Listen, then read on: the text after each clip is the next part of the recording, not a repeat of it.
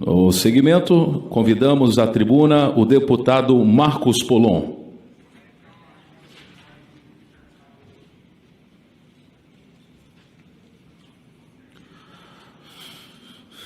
Bom dia, colegas deputados. Bom dia a todos.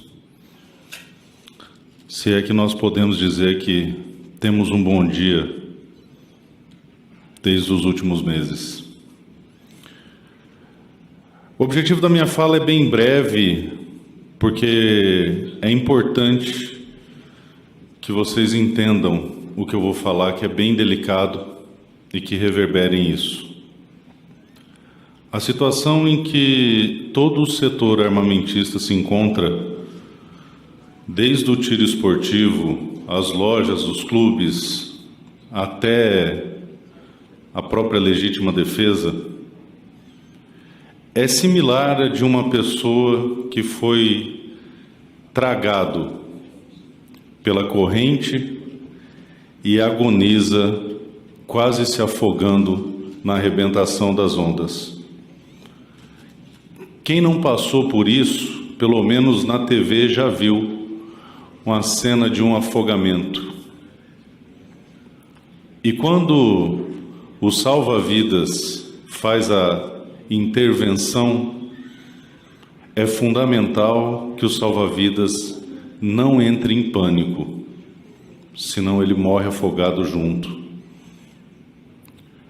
Na primeira semana que eu tive aqui em Brasília, quando abriu as tratativas da eleição da presidência, no meados de 20 de janeiro, e eu estou aqui desde o final do segundo turno, todas as semanas, junto com a maioria dos deputados que vocês estão vendo aqui, muito antes de nós sermos diplomados, muito antes de nós sermos empossados, trabalhando nos bastidores, mas especialmente em janeiro, eu cheguei aqui numa segunda-feira, saí de casa segunda-feira de manhã, e no meio da tarde minha esposa me liga para contar que meu filho de 10 anos de idade estava na casa de um amiguinho também de 10 anos de idade, e que por um acaso ele foi no quintal para pegar um sinal melhor de celular e mostrar um vídeo para o amiguinho.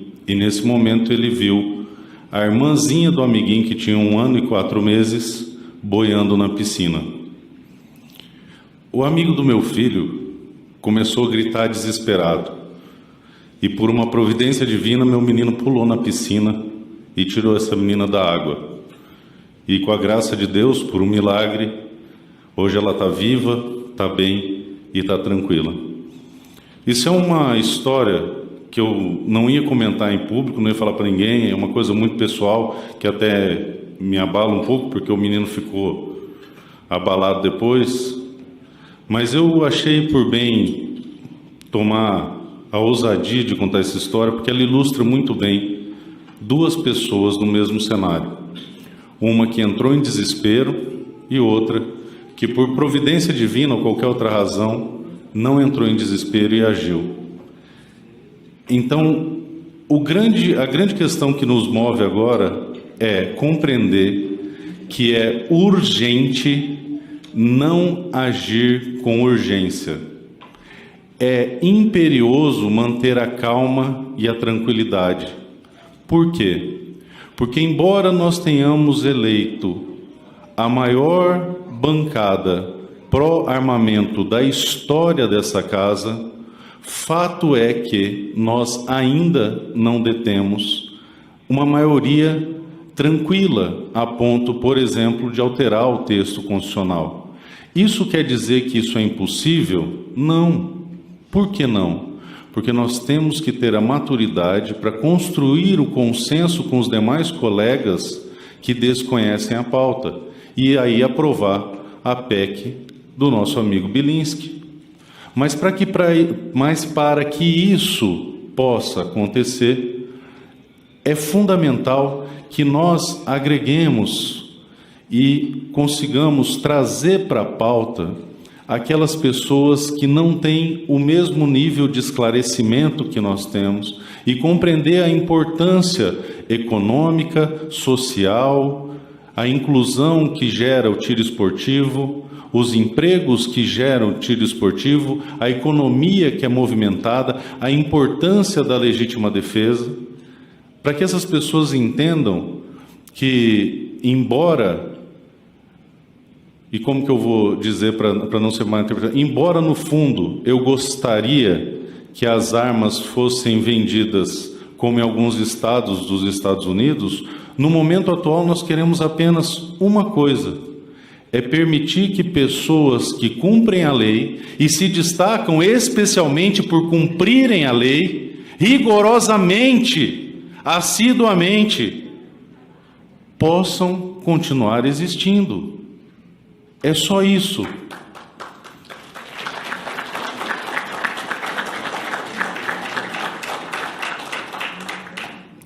Quando eu ocupo a tribuna e digo que a equipe do ministro da Justiça não tem o menor conhecimento técnico do tema, eu não estou fazendo isso com o espírito de querer atacar, ou agredir, ou lacrar. É uma constatação técnica, fática, não é simplesmente uma provocação. E falo isso praticamente implorando a possibilidade deles abrirem o diálogo com pessoas que minimamente entendem o que acontece na pauta. Porque hoje pululam os jornais do Brasil a notícia de que as blindadoras estão paradas, tal qual as lojas de arma e os clubes de tiro. Só que nós estamos gritando a míngua desde o finalzinho de dezembro e só agora eles conseguiram entender a catástrofe que é. Percebam a gravidade. Fizeram um revogaço onde a equipe sequer tomou cuidado de ler os decretos revogados. Percebam a gravidade, vou repetir. Fizeram um revogaço onde a equipe sequer tomou cuidado de ler o que estava sendo revogado, porque não tem a menor lógica você impedir que se blinde carro, a não ser que exista alguém cruel ao ponto de nos tornar indefesos, inclusive na defesa passiva, que é a blindagem de carro. Será que a crueldade dos cupinchas chega a tanto? Eu não duvido. Porque ou é uma imperícia e uma falta de capacidade técnica, inclusive de sequer ler o que está sendo revogado, ou é uma crueldade absurda ao ponto de impedir que nós tenhamos pelo menos um carro blindado, que não é acessível, não é barato, mas talvez seja a última fronteira entre a vida de um pai, de uma mãe ou de uma criança, que agora estão à mercê do crime. Os criminosos estão pescando em baldes. Todos os dias recebo notícias de caques que foram assaltados porque não tem mais o porte de trânsito. Meus amigos que são da segurança já se depararam com interpretações de áudio dizendo: pessoal, cuidado quando for roubar carro, porque se você pegar um CAC, você está enrolado. Eles treinam, eles fazem isso o tempo todo. E isso cria um fenômeno que a gente diz há muito tempo chamado dissuasão racional. O crime já não é mais tão viável naquela modalidade porque existe uma resistência que tira o benefício fácil desse crime. Agora, alardeou-se que todos nós não temos mais o porte de trânsito. Alardeou-se que nós temos produtos controlados e que vamos aos clubes treinar. Então eles pescam em baldes, fazendo a sua tocaia próximo aos clubes. Mais absurdo ainda, contrário ao que está disposto no parágrafo único do artigo 2º da lei que eles apelidaram de Estatuto de Armamento, do artigo 9º da mesma lei, do artigo 24 da mesma lei, que diz que a competência legal para regulamentar e para fiscalizar estas pessoas e estes produtos é do Exército Brasileiro. Atropelam isso aí no simples afã de promover uma vingança ideológica que foi construída num palanque do qual eles não desceram até agora. Imaginem que linda cena. Eu indo recadastrar aquilo que eu cadastrei conforme a lei dentro da cidade? Quem tem uma, ótimo, põe no bagageiro do carro. E quem tem 15, ou 20, ou 30, como é o caso de muitas pessoas que eu conheço? No meu caso, por exemplo, eu vou ter que encher uma caçamba de caminhonete de produtos controlados e restritos, de rifles e fuzis, e me dirigir ao longo de toda a cidade que eu moro, porque a Polícia Federal fica lá na outra ponta e eu moro lá na outra extremidade, desfilando. E vou usar uma palavra que eu detesto, mas que os armamentistas adoram, com um arsenal, cidade afora. Para quê? Para entregar de bandeja para os criminosos? Não tem a menor razoabilidade. E vamos adiante. E estados como o Amazonas, onde você tem que andar 12 dias de barco até chegar na primeira delegacia da Polícia Federal? Vão fazer o quê? E a Bahia, Capitão Alden? Quantas delegacias da Polícia Federal tem na Bahia? Olha o tamanho da Bahia, Minas Gerais e outros tantos estados desse Brasil continental. Portanto, eu apelo a vocês que, uma vez tendo visto o panorama da gravidade, tenhamos calma, porque nós queremos algo viável, possível, palpável, que é a manutenção da nossa existência. E como se faz isso? O que nós todos aqui temos feito incessantemente desde o final da eleição? Nós estamos buscando construir consenso, falando com os amigos do Republicanos, falando com os amigos do PSD, falando com os amigos do PSB, falando com os amigos do PP, falando com os amigos do União Brasil e vários outros partidos, porque aqui, se você não tem voto, nada sequer anda. Para ser pautado é necessária a construção de um consenso.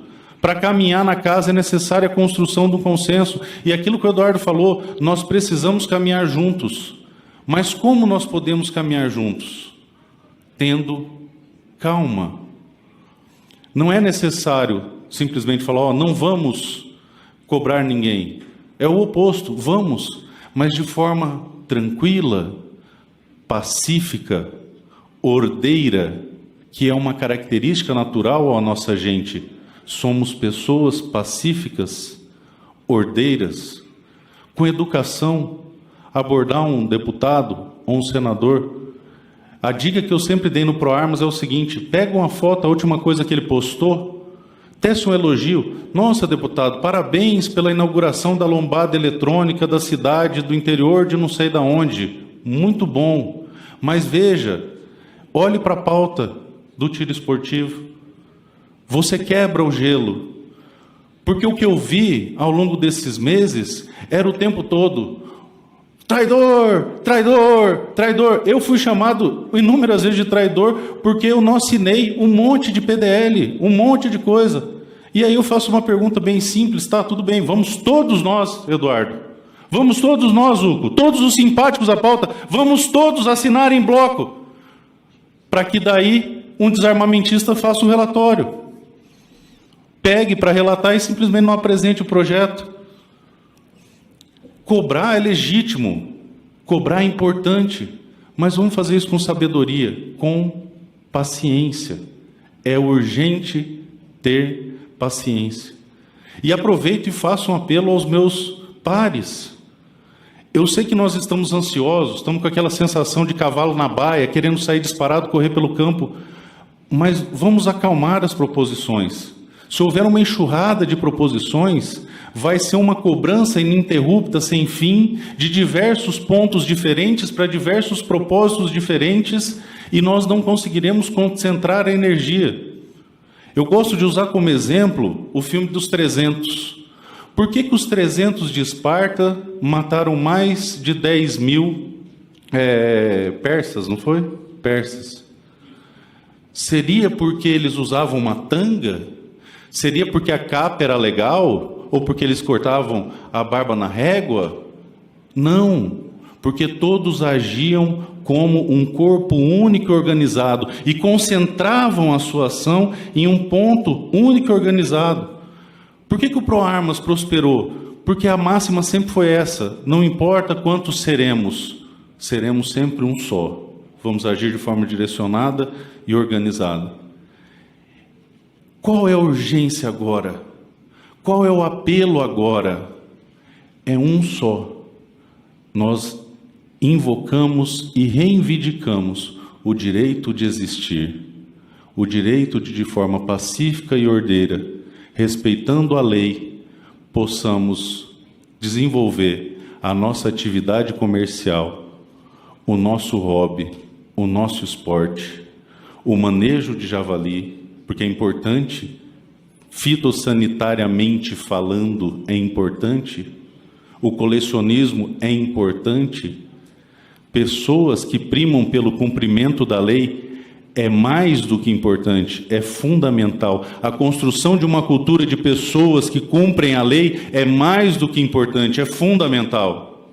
Só que para que possamos fazer isso, temos que ter calma, paciência, senso de prioridade. Porque dentro deste cenário, são duas pessoas que estão diante de uma criança se afogando. Nós podemos respirar fundo, entrar na água e salvar a criança, ou ficar desesperado gritando para que alguém faça alguma coisa enquanto a criança morre. Se nós tivermos maturidade, se nós nos unirmos, se nós nos empenharmos, nós venceremos por uma única razão. Temos a consciência plena que desistir não é uma opção. Muito obrigado.